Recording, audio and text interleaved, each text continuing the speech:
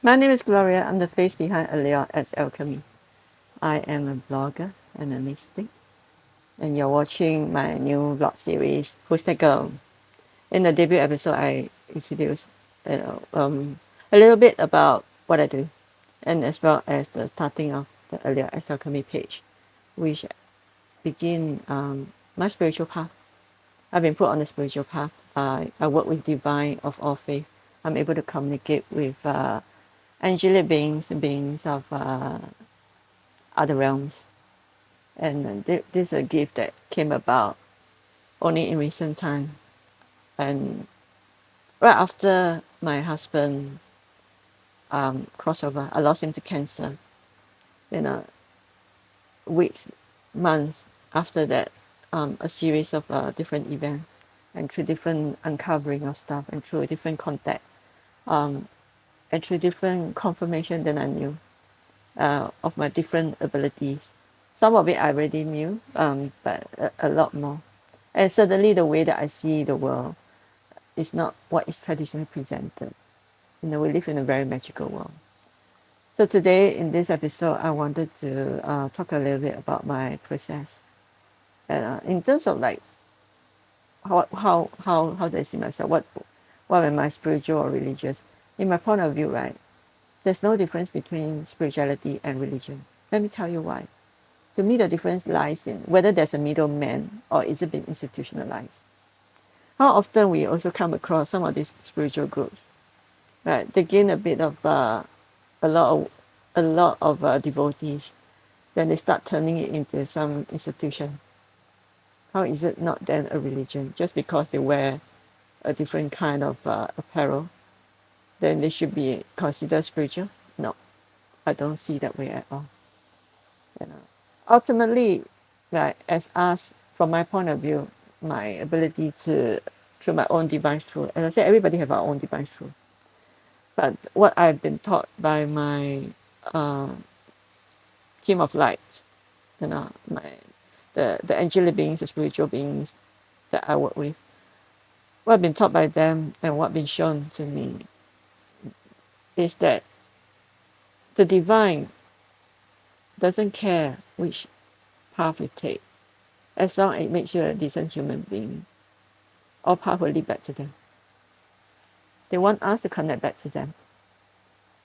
Not say that connect that means you worship. Connect meaning that you find a channel back. Why? Right? This is a thing that I haven't really hear much about, or maybe I haven't come across it. But what I discovered and what I found is that we are all spiritual beings, right? So we are incarnated at different realms at different time. Of course, you'll say that time is an illusion. Okay, you know what I mean. Each incarnation, we are out of our spiritual being self. We are into a different incarnation, whatever the plane. It's just that in this 3D plane, we have a vessel. Like some other plane is just pure light being. But in whichever incarnation we are exist in that form under the existence of that realm, they have a natural law. That means you have to follow whatever it is. It's us in this vessel form, right? In this 3D world, we come in the form of human beings. Some of them incarnated as animals, some incarnated as plants. But there's a natural law that follows in it, right? But we all got amnesia. We forgot that we are spiritual beings. Each incarnation, different incarnations have different limitation. Not every incarnation will require ones to be in amnesia, but most of it will, because it's all part of exploration. The whole idea from source is that we learn and explore what is the best possible way to exist, in this multi-dimensional universe. Can we have it all, basically? So far, why do we say that heaven on earth, right? Is that it is only here we are tactile, right? We're 3D. We got body. We can experience a pendulum swing, a pendulum swing of 180 technicolor spectrum of emotions and feelings. We can't get it from anywhere else. You must, in this area, the density of it, we got the highs of the highs and lows and the lows.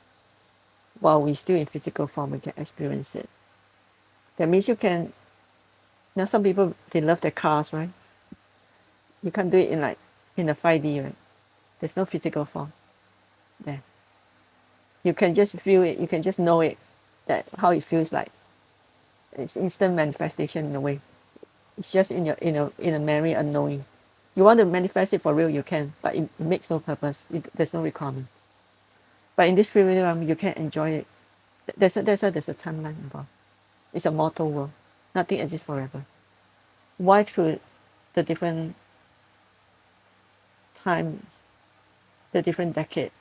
Why is there a constant for all those, especially those in royalty, emperor and empresses, the aristocrat? Why they always constant seek of to be immortal? Why is there a common aim or goal that they want to see immortal? It's because here they can enjoy the riches and everything and experience it. But then we have a timeline. So today our our age lifespan is longer than before. So there's an improvement here. But then again, other areas start to affect.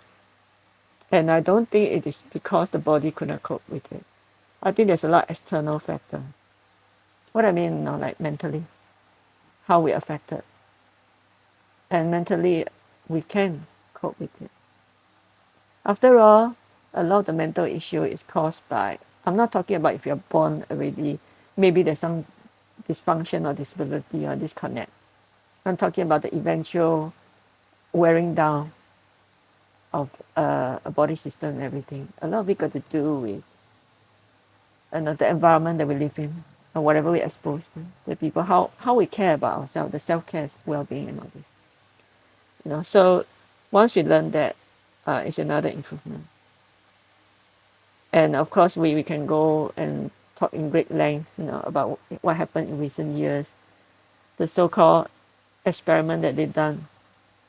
They gather some information, they gather some knowing what can be done to us. We also know. We're not stupid. So we're constant learning, and we will set the record straight in time to come. But us being spiritual beings, when we in each incarnation, by connecting us back to source, whatever you believe, God, source, divine beings, it gives us a purpose, a sense of like knowing. We can tap into the cosmic wisdom, which each of us have. So let me break it down, right? So this is us, our soul, our consciousness that comes in, right? In these three that exist together when we are connected, because we can just function as per normal, and like a lot of people, day in, day out, zombie in, zombie out, right? Not connected to soul. When you're connected to your soul is an internal GPS system. It's also work like a Alexa Siri. So it can direct you where you're always will align you to your highest potential. At the same time, we can also seek help or seek information. So for example, as simple as, like you just thought, I'm not happy with my current job. I always wanted to, go and, let's say, I always wanted to teach children, how to play the piano.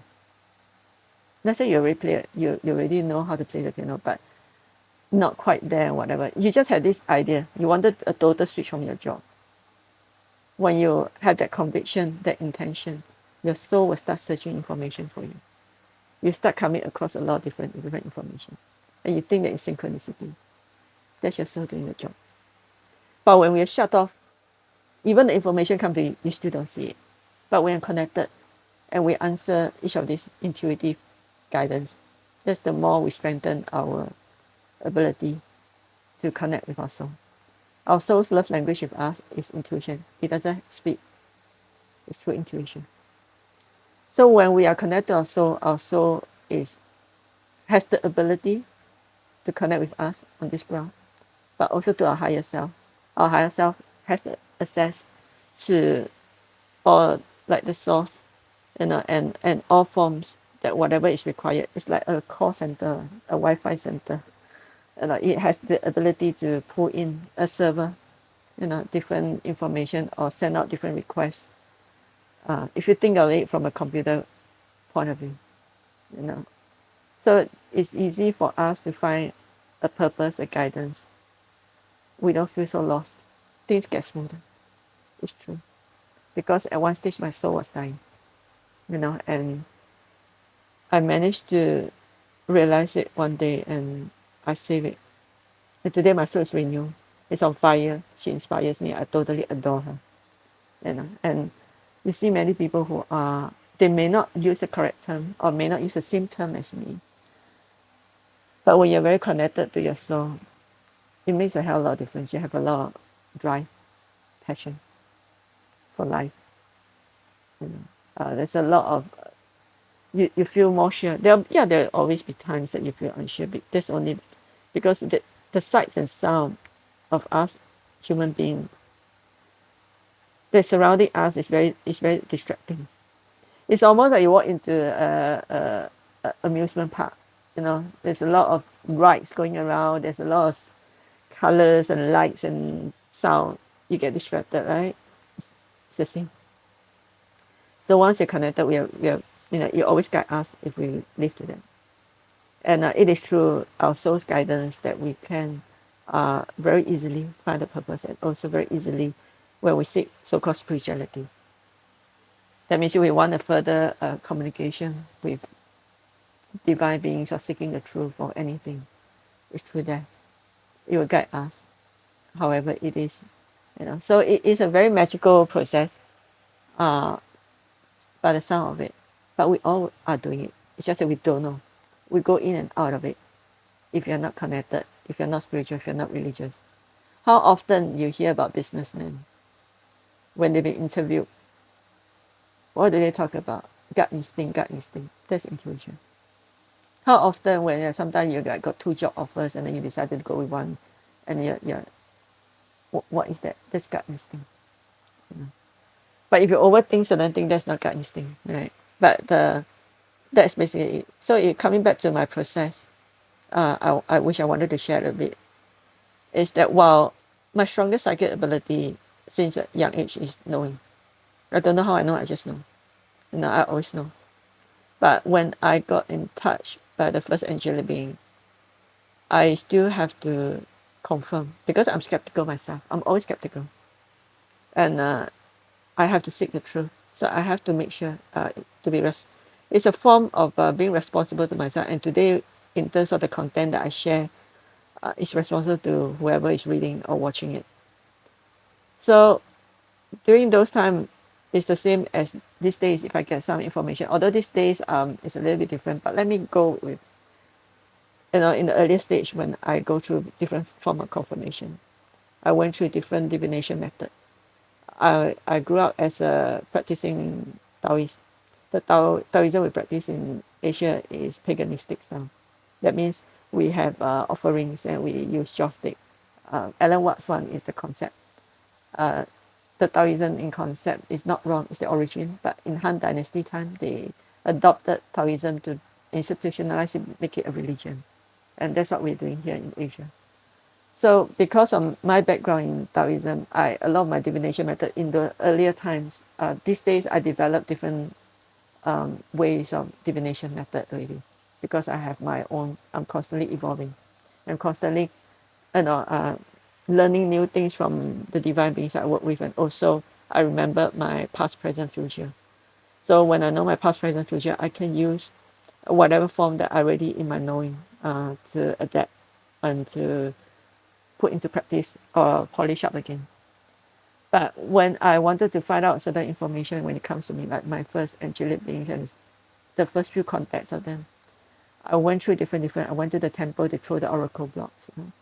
I do different temples or through different divination methods. Whether you call it, uh, it's all to do with the yes or no, right? Or even tarot card readings.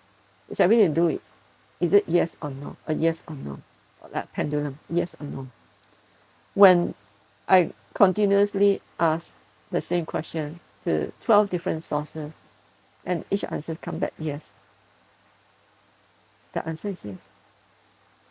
If there's no in between, I will have to do it all over again. And so far, all those confirmation I get are yeses. You can't get yeses like that. And in today's context, when I seek when there's information channeled to me, right, that I need to share, and if it's something that I'm personally, most of the time there are things that I'm familiar with, right? Because I know, I just know. However, I do not let that get the better of me. I still have to do at least, depending on the complexity of the subject, I still have to do some research. So in terms of the research, it depends what the subject is. But again, I will get through various confirmation and go back to my team of light and say, is this it? Then I'll put it up. So I don't do things as impulsive because it is irresponsible, as I say. And because we are channeler, I channel and when you are able to, when you have the ability for mediumship and channel, you always have to make sure who are the people who is passing, so-called, who are the souls, what's your source passing you the information. Of course today my channel is very protected and clear, but we still always have to be careful because there are sometimes other energies that influence our path. And so that's always, but today my research process or confirmation is much quicker because I have already evolved spiritually in a sense. So I have a different channel that I can seek direct from the source library, or so-called the information keeper, whoever that it is. So I do not really have to go through the layman method. But there's nothing wrong. There are times that I still use that method just to test out the odds, so that to always make sure that whatever I do is still applicable. That's why the word alchemy is in Allure as alchemy, which by the way the name is gifted by my team of light, by the divine. They just gave me the name and said use this name. At that point in time, I have a rough idea. I don't quite know the actual meaning because my vocabulary isn't that strong. I will look up the dictionary, So it's befitting, and I'm happy with it. So in terms of speaking, communicating with spiritual beings, what is it like? Maybe I'll share in another episode. All right. Cliffhanger. Well, got to be. What to do? All right. Till then, thanks for watching, and hope you can join me next time. Bye for now.